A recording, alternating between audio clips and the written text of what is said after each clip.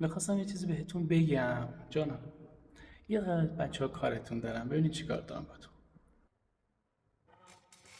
دیدی اینجا دانشگاهست، جایی که من و تو داریم درس میخونیم یا بعضی اون درس خوندیم تموم شده تحصیل کردیم، ولی یه شوخیه تو اینستاگرام هست، بریم با هم بشنویم. ماشین طرف مقابلم براتون مهم هست؟ آره برای من خیلی مهم. دوست ندارم که با پراید بیاد دنبالم. پراید و سمند و پرشیا و ال 90 و اینا رو دوست ندارم. چرا؟ خوشم نمیاد ماشین پیرمردی، احساس می‌کنم ماشینا بو میدن.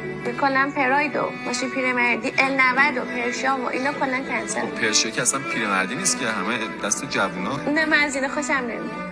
باید حتما شاسی داشته باشه، پرادو یا ماکان یا کوروک هم دوست دارم. زیر پرادو دوست نداری؟ نه دوست همه ندارم. این کنسلی ها یک شوخی اینستاگرامیه که داره جدی میشه.